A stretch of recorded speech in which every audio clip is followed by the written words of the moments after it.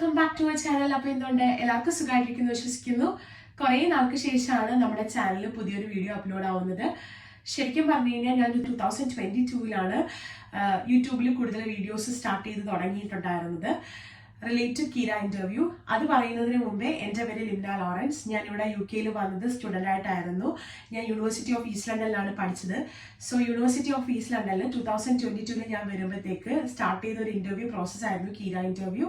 അപ്പോൾ എനിക്ക് അതിനെപ്പറ്റി കൂടുതൽ അറിവും കാര്യങ്ങളൊന്നും ഉണ്ടായിരുന്നില്ല. സോ ഒബിയസ്ലി എല്ലാവരെയും പോലെ ഞാൻ യൂട്യൂബിൽ സെർച്ച് ചെയ്തു.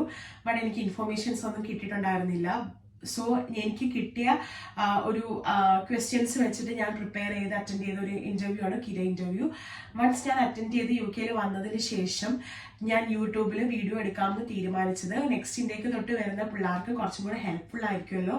അപ്പോൾ എന്താണ് ഒരു ബേസിക് ഐഡിയ എന്നുള്ളത് കിട്ടട്ടെ എന്ന് വിചാരിച്ചിട്ടാണ് നമ്മൾ യൂട്യൂബ് ചാനൽ സ്റ്റാർട്ട് ചെയ്തിട്ടുണ്ടായിരുന്നത്. സോ ആ ടൈമിൽ അത്യാവശ്യം നമ്മുടെ ചാനൽ റീച്ച് കിട്ടിയിട്ടുണ്ടായിരുന്നു. അതിനുശേഷം ഫാമിലി, പഠിത്തവും ഫാമിലിയും പിന്നെ അങ്ങനെയുള്ള കാര്യങ്ങളൊക്കെ ആയിട്ട് ബിസി ആയതിനു ശേഷം നമ്മൾ വീഡിയോ ഒന്നും ഇട്ടിട്ടുണ്ടായിരുന്നില്ല.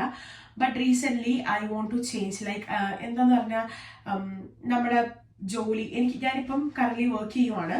അപ്പം ജോലിയും വീട്ടിലെ കാര്യങ്ങളും മാത്രമായിട്ട് ഇങ്ങനെ പൊയ്ക്കൊണ്ടിരിക്കുമ്പോൾ എനിക്ക് അതിൽ നിന്നും എന്തെങ്കിലും ഒരു ഡിഫറെൻ്റ് ആയിട്ട് ചെയ്യാം എന്നുള്ളൊരു ചിന്തയിലാണ് ഞാനിപ്പോൾ യൂട്യൂബ് എന്തുകൊണ്ട് നമുക്ക് റീസ്റ്റാർട്ട് ചെയ്തുകൂടാ, നമുക്ക് അറിയാവുന്ന ഇൻഫോർമേഷൻസ് നമുക്ക് എന്തുകൊണ്ട് പാസ് ചെയ്തുകൂടാ, അങ്ങനെ നമ്മുടെ ഒരു ഡെയിലി വ്ലോഗോ അല്ലെങ്കിൽ നമ്മുടെ ഒരു ഇൻഫോർമേറ്റീവ് വീഡിയോസ് പോലെ ഈ ചാനൽ റീസ്റ്റാർട്ട് ചെയ്യാമെന്ന് വിചാരിച്ചിട്ടാണ് ഞാനിപ്പോൾ ഇങ്ങനെ ഒരു വീഡിയോ ചെയ്യുന്നത്. സോ നിങ്ങളുടെ സപ്പോർട്ട് ഉണ്ടായിരിക്കുന്നു പ്രതീക്ഷിച്ചുകൊണ്ട് ഞാൻ ഈ വീഡിയോ സ്റ്റാർട്ട് ചെയ്യുകയാണ്. ഇന്നത്തെ വീഡിയോ എന്ന് പറയുമ്പോഴത്തേക്ക് ശരിക്കും ഒരു ഇൻഫോർമേറ്റീവ് വീഡിയോ ആണ്. ബട്ട് കൂടുതലും UK നിൽക്കുന്നവർക്കായിരിക്കും കുറച്ചും കൂടെ ഹെൽപ്ഫുൾ ആയിരിക്കും എന്ന് തോന്നുന്നു. സോ എനിക്ക് എന്താണ് അറിയാവുന്ന ഒരു ഇൻഫോർമേഷൻ, എനിക്കെന്താണ് ഞാനത് ചെയ്തപ്പോൾ മനസ്സിലായെന്നുള്ളൊരു കാര്യമാണ് എനിക്ക് ഈ വീഡിയോയിലൂടെ ഷെയർ ചെയ്യേണ്ടത്.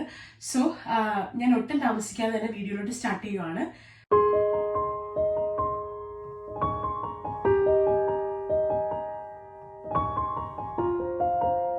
അപ്പോൾ എൻ്റെ കയ്യിരിക്കുന്നത് ഇപ്പോൾ HMRCയുടെ പേപ്പറാണ് കേട്ടോ. ശരിക്കും പറഞ്ഞു കഴിഞ്ഞാൽ ഞാനിവിടെ UK എനിക്ക് കറക്റ്റ് ഐഡിയയും കാര്യങ്ങളും ഒന്നും ഉണ്ടായിരുന്നില്ല. ബട്ട് നമുക്ക് അവിടുന്ന് ഇവിടുന്ന് കിട്ടുന്ന കുറച്ച് ഇൻഫോർമേഷനും പിന്നെ യൂട്യൂബിൽ കാണുന്ന എന്തെങ്കിലുമൊക്കെ ഒരു ഇൻഫോർമേഷനൊക്കെ വെച്ചിട്ടാണ് നമ്മൾ ഓരോ കാര്യങ്ങളൊക്കെ ചെയ്യുന്നത്. എല്ലാവരും അങ്ങനെയാണ് UK അവരവരുടെ എക്സ്പീരിയൻസും കാര്യങ്ങളൊക്കെ ഷെയർ ചെയ്യുമ്പോഴാണ് മറ്റുള്ളവർക്ക് കുറച്ചും കൂടെ എന്താണ് കാര്യങ്ങൾ മനസ്സിലാവുന്നത്. സോ അതുകൊണ്ട് തന്നെ എൻ്റെ ഒരു എക്സ്പീരിയൻസ് ഞാൻ ഷെയർ ചെയ്യാം. നമുക്കിവിടെ വർക്ക് ചെയ്യുന്നവർക്ക് ടാക്സ് കാൽക്കുലേഷൻ, ടാക്സ് എല്ലാവർക്കും പിടിക്കുമെന്ന് അറിയാം. നമ്മുടെ മന്തിൻ്റെ സാലറിക്കകത്തുനിന്ന് നമ്മുടെ UK ഗവൺമെൻറ് ടാക്സ് ഡിഡക്റ്റ് ചെയ്യും. അപ്പം അതേ കണക്ക് തന്നെ ടാക്സ് ഡിഡക്റ്റ് ചെയ്തപ്പോൾ എനിക്ക് കൂടുതൽ ടാക്സ് പിടിക്കുന്നുണ്ടായിരുന്നു. അപ്പോൾ ഈ ടാക്സ് ഡിഡക്റ്റ് ചെയ്യുന്ന ടാക്സ് കാൽക്കുലേഷൻ എന്ന് പറഞ്ഞ് ഇയർ എൻഡിങ് ആ സമയമാകുമ്പോഴത്തേക്ക് നമുക്ക് എല്ലാവർക്കും ഒന്നെങ്കിൽ മെയിലിലോ അല്ലെങ്കിൽ നമ്മുടെ കറണ്ട് പോസ്റ്റ് അഡ്രസ്സിലോ നമുക്ക് വീട്ടിൽ പോസ്റ്റായിട്ട് വരാറുണ്ട്. സോ അത് ഇവിടെ ഒരുവിധം UK എല്ലാവർക്കും അറിയുന്ന കാര്യമാണ്. അപ്പം എനിക്കും അതിനെപ്പറ്റി ഒരു ചെറിയ ഐഡിയ ഉണ്ടായിരുന്നു. ഞാൻ UK സ്പോൺസർഷിപ്പ് വിസയിൽ കയറി കഴിഞ്ഞതിന് ശേഷം എനിക്ക് മന്ത്ലി സാലറിയിൽ നിന്ന് നല്ലൊരു എമൗണ്ട് അവർ ടാക്സ് ആയിട്ട് പിടിക്കുന്നുണ്ടായിരുന്നു. അപ്പോൾ ആദ്യമൊന്നും ഞാൻ ശ്രദ്ധിച്ചില്ല. പിന്നെ എൻ്റെ ഫ്രണ്ട്സൊക്കെ പറഞ്ഞിട്ട് ഞാൻ ഓക്കെ എന്നാൽ HMRCയിൽ ഒന്ന് കോൺടാക്ട് ചെയ്ത് നോക്കാം. അങ്ങനെ ഹസ്ബൻഡും പറഞ്ഞു നമുക്കൊന്ന് വിളിക്കാം. അങ്ങനെ ഞങ്ങൾ വിളിച്ച് തിരക്കിയപ്പോഴാണ് എനിക്ക് മനസ്സിലായത് ഞാൻ മുമ്പേ ജോലി ചെയ്തിരുന്ന കമ്പനി അവരെന്നെ ഫസ്റ്റ് ജോബായിട്ടും ഞാൻ റീസെൻ്റ്ലി ചെയ്യുന്നത് സെക്കൻഡ് ജോബായിട്ടുമാണ് അവർ കൺസിഡർ ചെയ്തിട്ടുണ്ടായിരുന്നത്. കാരണം നമ്മൾ ഈ ജോലിയിൽ നിന്ന് ഇറങ്ങി കഴിഞ്ഞ് പുതിയൊരു ജോലിയിട്ടോ ചെയ്യുന്ന സമയത്ത് ചെയ്യേണ്ട കാര്യങ്ങളൊന്നും ഞാൻ ചെയ്തിട്ടുണ്ടായിരുന്നില്ല. സോ HMRCയിൽ എൻ്റെ ഫസ്റ്റ് ജോബായിട്ട് കിടക്കുന്നത് എൻ്റെ പ്രീവിയസ് ജോബും സെക്കൻഡ് ജോബായിട്ട് കിടക്കുന്നത് എൻ്റെ കറന്റ് ജോബും ആയിരുന്നു. അപ്പം അതുകൊണ്ടാണ് ഇവർ ഇത്രത്തോളം ടാക്സ് ഡിഡക്റ്റ് ചെയ്യാൻ കാരണമെന്നാണ് എനിക്ക് വിളിച്ചപ്പോൾ മനസ്സിലാക്കാൻ കഴിഞ്ഞത്. സോ അപ്പോൾ അവരോട് പറഞ്ഞു ഞാൻ ആ ജോബ് ചെയ്യുന്നില്ല, എൻ്റെ സെക്കൻഡ് ജോബായിട്ട് കിടക്കുന്നതാണ് എൻ്റെ പെർമനന്റ് ജോബ്, ഞാൻ വേറൊരു ജോലിയും ചെയ്യുന്നില്ല. പിന്നെ എൻ്റെ അഡ്രസ്സും കാര്യങ്ങളൊക്കെ ചേഞ്ച് ചെയ്യണമായിരുന്നു, അതെല്ലാം ഞാൻ ചേഞ്ച് ചെയ്തു. അത് കഴിഞ്ഞതിന് ശേഷം അപ്പോൾ അവരെന്നോട് പറഞ്ഞു നിങ്ങൾ എക്സ്ട്രാ പേയ്മെന്റ് അടച്ചിട്ടുണ്ട് എന്ന് പറഞ്ഞു. പക്ഷെ എത്രയാണ് എന്നൊന്നും പറഞ്ഞിട്ടുണ്ടായിരുന്നില്ല. അപ്പോൾ അവരെന്നോട് പറഞ്ഞു ടാക്സ് കാൽക്കുലേഷൻ്റെ സമയമാകുമ്പോൾ നിങ്ങൾക്ക് ഈ പേയ്മെന്റ് നിങ്ങളുടെ അക്കൗണ്ടിലോട്ട് വരും, അല്ലെങ്കിൽ നിങ്ങൾക്ക് മെയിലോ പോസ്റ്റോ അങ്ങനെയുള്ള കാര്യങ്ങളൊക്കെ വരുമെന്നാണ് പറഞ്ഞിട്ടുണ്ടായിരുന്നത്. സോ ഞാനും അപ്പം ആ ഒരു രീതി അപ്പം അവർ ആ സമയത്ത് ചേഞ്ച് ചെയ്തതിന് ശേഷം തൊട്ട് എനിക്ക് ടാക്സ് കൂടുതൽ പിടിക്കുന്നുണ്ടായിരുന്നില്ല. കുറച്ച് എമൗണ്ട് കുറഞ്ഞ പോലെ എനിക്ക് ഫീൽ ചെയ്തു. അത് കഴിഞ്ഞപ്പം ടാക്സ് കാൽക്കുലേഷൻ്റെ മന്തായി, എന്നിട്ടും എനിക്ക് പേപ്പറോ മെയിലോ പോസ്റ്റ് അങ്ങനെ ഒന്നും വന്നിട്ടുണ്ടായിരുന്നില്ല. അപ്പം എന്തായാലും നമ്മുടെ കയ്യിൽ നിന്ന് എക്സ്ട്രാ പേയ്മെന്റ് പോയിട്ടുണ്ടെന്ന് നമുക്കറിയാലോ. സോ അത് കാരണം ഞാൻ HMRC ഒന്നും കൂടെ ഞാൻ വീഡിയോസിൽ കണ്ടിട്ടുണ്ടായിരുന്നു കോണ്ടാക്ട് ചെയ്യണ്ട. ശരിക്കും അവരും നമ്മൾ വിളിക്കുന്ന സമയത്ത് ആ ഒരു ഇൻസ്ട്രക്ഷൻ തരുന്നത് നിങ്ങൾ ടാക്സ് കാൽക്കുലേഷൻ ഇതിനാണെങ്കിൽ വിളിക്കണ്ട, ഓൺലൈൻ ചെയ്താൽ മതി, അങ്ങനെ ഒരു രീതിയിലാണ് പറഞ്ഞിട്ടുണ്ടായിരുന്നത്. ബട്ട് എനിവേ ഞാൻ ട്രൈ ചെയ്തു, എനിക്ക് അവരുടെ കോള് കണക്റ്റ് ആയി. അപ്പം ഞാൻ എൻ്റെ ബേസിക് ആയിട്ടുള്ള നമ്മുടെ സെക്യൂരിറ്റിയും കാര്യങ്ങളൊക്കെ പറഞ്ഞു കൊടുത്തിട്ട് ഞാൻ അവരുടെ അടുത്ത് കാര്യങ്ങൾ ചോദിച്ചു.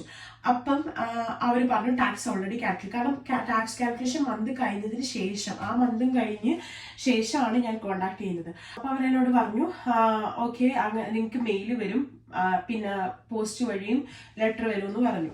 അങ്ങനെയാണ് നമ്മൾ പിന്നെ എനിക്ക് മെയിൽ വന്നിരുന്നു. മെയിൽ വന്നതിനകത്തും എത്ര എമൗണ്ട് ആണ് എനിക്ക് കിട്ടുന്നത് എന്നവർ കൊടുത്തിട്ടുണ്ടായിരുന്നു. പോസ്റ്റ് വന്നതാണ് ഇത്. ശരിക്കും പറഞ്ഞു കഴിഞ്ഞാൽ ഇത് ഇങ്ങനെയാണ് പേപ്പർ. ഈ സെക്കൻഡ് ഞാൻ ഇങ്ങനെ ഇത് കേട്ടിട്ടില്ല കേട്ടോ, അപ്പൊ അതുകൊണ്ടാണ് ഞാൻ ഷെയർ ചെയ്യുന്നത്. ഈ ടാക്സ് കാൽക്കുലേഷന്റെ ഈ ഒരു പേപ്പർ വന്നത്, ഈ സെക്കൻഡ് പേപ്പർ ഉണ്ടല്ലോ, ഇത് ആക്ച്വലി ചെക്കാണ്. അപ്പം ചെക്ക് എങ്ങനെയാണ് കാര്യങ്ങളൊന്നും എനിക്ക് അതും അറിയത്തില്ലായിരുന്നു. സോ ഞാൻ നമ്മുടെ നാട്ടിലെ പോലെ ബാങ്കിൽ ചെന്ന് ചെക്ക് അങ്ങനെ മാറണം അങ്ങനെയൊക്കെയുള്ള രീതിയിലാണ് ഞാൻ വിചാരിച്ചിട്ടുണ്ടായിരുന്നത്. സോ അതുപോലെ തന്നെ ഞങ്ങൾ ബാങ്കിൽ പോയപ്പോഴാണ് മനസ്സിലായത് നമുക്ക് വീട്ടിൽ ഇരുന്നുകൊണ്ട് തന്നെ നമ്മൾ ബാങ്ക് ഓൺലൈൻ ആണല്ലോ നമ്മൾ നോക്കുന്നത്. അപ്പം ആ ഓൺലൈനിൽ ത്രൂ തന്നെ നമുക്കിത് ചെയ്യാം കേട്ടോ. അപ്പം ഇങ്ങനെ ചെക്ക് ആർക്കെങ്കിലും കിട്ടുന്നുണ്ടെങ്കിൽ നിങ്ങൾ ബാങ്കിൽ പോകണ്ട, നിങ്ങളുടെ ആ ഒരു ബാങ്കിന്റെ ആപ്പിനകത്ത് തന്നെ നമുക്ക് ഈ ചെക്കിന്റെ ഇത് സ്കാൻ ചെയ്യുമ്പോഴത്തേക്ക് അതിനകത്തൊരു ഇതുണ്ട്. അത് ഞാൻ പറ്റുമെങ്കിൽ ആ ഒരു ഓപ്ഷൻ കാണിച്ചു തരാം എൻ്റെ ബാങ്കിന്റെ. അപ്പൊ അതിൽ സ്കാൻ ചെയ്യുമ്പോഴത്തേക്ക് അതിൽ പറഞ്ഞേക്കുന്ന ഇൻഫോർമേഷൻസ് നമ്മൾ ഫോളോ ചെയ്യുമ്പം ഒരു 3 വർക്കിംഗ് ഡേയ്സിനകത്ത് നമ്മുടെ പേയ്മെന്റ് നമ്മുടെ അക്കൗണ്ടിൽ കയറും. അപ്പം ഞാൻ ബാങ്കിൽ പോയപ്പോഴാണ് ആ കാര്യം എനിക്ക് മനസ്സിലായത്. സോ എനിക്കൊരു 3 വർക്കിംഗ് ഡേയ്സ് അല്ല, കാരണം എന്ന് പറഞ്ഞാൽ ആ സമയത്ത് നമ്മുടെ ഇവിടെ ബാങ്ക് ഹോളിഡേ ആയിരുന്നത് കൊണ്ട് തന്നെ എനിക്ക് കുറച്ച് ഡിലേ ആയിട്ട് കിട്ടി, എങ്കിലും എൻ്റെ പേയ്മെന്റ് എൻ്റെ അക്കൗണ്ടിൽ കയറിയിട്ടുണ്ടായിരുന്നു. സോ അപ്പം കറന്റ് എനിക്ക് പറയാനുള്ളത്, കറന്റ് നിങ്ങൾ UK നിൽക്കുന്നവർക്ക് ഇപ്പോഴും ടാക്സ് കാൽക്കുലേഷൻ പേപ്പർ കിട്ടാത്ത ആളുകളെ എനിക്ക് അറിയാം കേട്ടോ. അപ്പം നിങ്ങളൊന്ന് HMRC കോണ്ടാക്ട് ചെയ്യുക, ടാക്സ് കാൽക്കുലേഷൻ്റെ പേപ്പർ വന്നിട്ടില്ല അങ്ങനെയുള്ള കാര്യങ്ങൾ പറയുക, നിങ്ങളുടെ ഡീറ്റെയിൽസും കാര്യങ്ങളും പറഞ്ഞു കൊടുക്കുമ്പോൾ അവർ കാര്യം പറയും. അതുപോലെ തന്നെ എനിക്ക് മനസ്സിലായ ഒരു കാര്യം എന്ന് പറഞ്ഞാൽ ഇത് നമുക്ക് ഇങ്ങോട്ട് കിട്ടുക മാത്രമല്ല കേട്ടോ. എൻ്റെ ഹസ്ബൻഡിന്റെ കേസ് പറയുകയാണെങ്കിൽ പുള്ളിക്കാരന് അങ്ങോട്ട് കൊടുക്കണം, പുള്ളിക്കാരൻ ലെസ് എമൗണ്ട് ആണ് ടാക്സ് പേ ചെയ്തത്. സോ പുള്ളിക്കാരൻ ഒരു എമൗണ്ട് അങ്ങോട്ട് കൊടുക്കണമെന്നായിരുന്നു വന്നിട്ടുണ്ടായിരുന്നത്. ബട്ട് നമ്മളത് കോണ്ടാക്ട് ചെയ്തു, അതിൻ്റെ കാര്യം പുള്ളിക്കാരനും ആയിട്ട് സോർട്ട് ചെയ്തിട്ടുണ്ടായിരുന്നു. അപ്പം നിങ്ങൾക്ക് അങ്ങനെ എന്തെങ്കിലും ആണ് വരുന്നതെങ്കിലും വിഷമിക്കേണ്ട, നിങ്ങൾ HMRC കോണ്ടാക്ട് ചെയ്തിട്ട് അതിൻ്റെ കാര്യങ്ങൾ തിരക്കിയാൽ മാത്രം മതി. പിന്നെ ഞാൻ കേട്ട വേറൊരു കേസ് എന്ന് പറയുമ്പോഴത്തേക്ക് അങ്ങോട്ടും കൊടുക്കണ്ട ഇങ്ങോട്ടും തരാനില്ല, അതായത് 0 പോലെ വരും. നമുക്കിപ്പോൾ ഒരു പേപ്പർ വരുമ്പോഴത്തേക്ക് നമുക്ക് ടാക്സ് കറക്റ്റ് ആയിട്ടാണ് നമ്മൾ കറക്റ്റ് ടാക്സ് ആണ് അവർ ഡിഡക്ട് ചെയ്തിട്ടുണ്ടെങ്കിൽ നമുക്ക് 0 പോലത്തെ ഒരു ഇതായിരിക്കും വരുന്നത്, എമൗണ്ടിന്റെ ഒരു ഓപ്ഷൻ ആയിരിക്കും വരുന്നത്. സോ അപ്പോഴും എനിക്ക് പറയാനുള്ളത്, UK-യിൽ നിങ്ങൾ കറന്റ് താമസിക്കുന്ന ആൾക്കാരാണെങ്കിൽ നിങ്ങൾ HMRC കോണ്ടാക്ട് ചെയ്തിട്ട്, നിങ്ങളുടെ ടാക്സ് കാൽക്കുലേഷൻ പേപ്പർ വരാത്ത ആൾക്കാരാണെങ്കിൽ കോണ്ടാക്ട് ചെയ്തിട്ട് ഒന്ന് ട്രൈ ചെയ്യുക. നമുക്ക് എന്തെങ്കിലും എമൗണ്ട് കിട്ടുന്നുണ്ടെങ്കിൽ നമ്മൾ കളയണ്ടല്ലോ, നമ്മളെല്ലാവരും ജോലി ചെയ്യുന്നവരല്ലേ. അപ്പോൾ കോണ്ടാക്ട് ചെയ്ത് നോക്കുക. അപ്പോൾ ഈ ഒരു വീഡിയോ നിങ്ങൾക്ക് ഹെൽപ്ഫുൾ ആയിരിക്കും എന്ന് വിശ്വസിക്കുന്നു. യൂസ്ഫുൾ ആയിട്ട് തോന്നുന്നുണ്ടെങ്കിൽ please try to subscribe my channel. ഇത് UK-യിൽ ഇല്ലാത്തവരാണ് കാണുന്നുണ്ടെങ്കിൽ UK-യിലുള്ള ഫ്രണ്ട്സിന് നിങ്ങൾ ഷെയർ ചെയ്യാൻ ശ്രമിക്കുക. അപ്പം thanks for watching my video. See you soon in the next video. Bye.